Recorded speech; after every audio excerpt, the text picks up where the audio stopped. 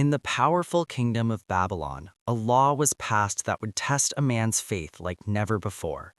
For 30 days, no one in the entire kingdom was allowed to pray to any god or human except the king. Anyone who disobeyed this command would be thrown into a den of hungry lions. It was a trap, and the target of that trap was a man named Daniel. But what happened next would become one of the most powerful stories of faith in the entire Bible. This is the story of Daniel and the lion's den. Daniel had served faithfully in Babylon for many years. Even though he was taken from his homeland as a young man, he remained loyal to God and worked with honesty and wisdom. Because of his character, he quickly gained the respect of many kings. When King Darius began ruling the kingdom, he noticed something special about Daniel. Daniel was trustworthy, he was wise, and unlike many officials, he was not corrupt. Soon, the king made an important decision. He planned to place Daniel in charge of the entire kingdom. But not everyone was happy about this. The other government officials were filled with jealousy. They did not want Daniel to have such power and honor. So they began looking for a way to bring him down.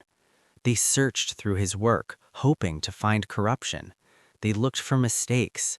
They tried to uncover any wrongdoing. But they found nothing. Daniel was faithful, responsible, and honest in everything he did. Finally, they realized something. If they wanted to trap Daniel, it would have to involve his faith in God. So they came up with a wicked plan. The officials went to King Darius with a request. They said, "O king, may you live forever. We believe the king should issue a royal decree. For the next 30 days, no one should pray to any god or human except you, O king. And if anyone disobeys this law, they should be thrown into the lion's den."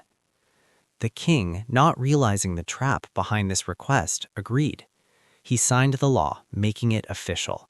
And according to the laws of the Medes and Persians, the decree could not be changed. The trap had been set. When Daniel learned about the new law, he faced a difficult choice. He could stop praying for 30 days. No one would blame him. It would keep him safe. But Daniel had always trusted God, and he was not willing to stop now. 3 times every day, Daniel went to the upper room of his house. He opened the windows that faced toward Jerusalem. Then he knelt down and prayed, just as he had always done. He thanked God. He trusted God, and he refused to hide his faith. But the jealous officials were watching. The officials rushed to the king. They said, "O king, did you not sign a decree that anyone who prays to any god except you will be thrown into the lion's den?" The king answered, "Yes, the law stands." Then they revealed their accusation. "Daniel, who is one of the captives from Judah, pays no attention to your law. He still prays to his God 3 times a day." The king was deeply troubled when he heard this. He realized that he had been tricked. All day long he searched for a way to save Daniel. But the law could not be changed. And as the sun began to set, the king had no choice. Daniel had to be thrown into the lion's den. Soldiers brought Daniel to the den. Inside the pit were fierce lions that had been kept hungry. No one who had ever entered the den had survived. As Daniel stood before the pit, the king spoke with sadness. "May your God, whom you serve continually, rescue you." Then Daniel was lowered into the den. A large stone was rolled across the entrance. The king sealed the stone with his own signet ring. That night, the palace was silent. The king could not sleep. He refused entertainment. He refused food.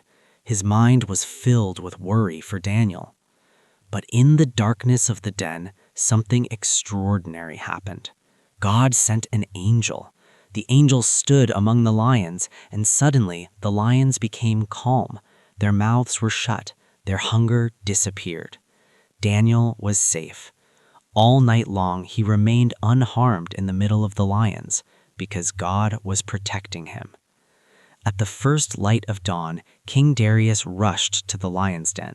His heart was filled with fear and hope.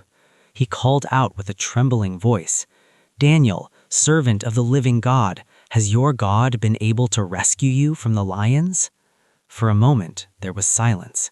Then a voice answered from inside the den, "O king, live forever. My God sent his angel, and he shut the mouths of the lions.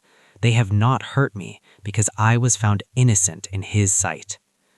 The king was overwhelmed with joy. Immediately, he ordered his servants to lift Daniel out of the den.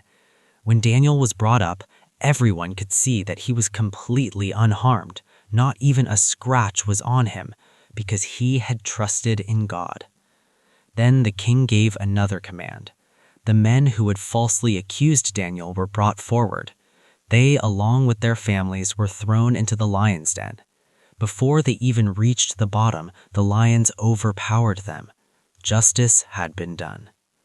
King Darius then wrote a message to everyone in the kingdom. People of every nation and language heard his words. "I issue a decree that in every part of my kingdom, people must fear and respect the God of Daniel. For he is the living God. He endures forever. His kingdom will never be destroyed. He rescues and saves.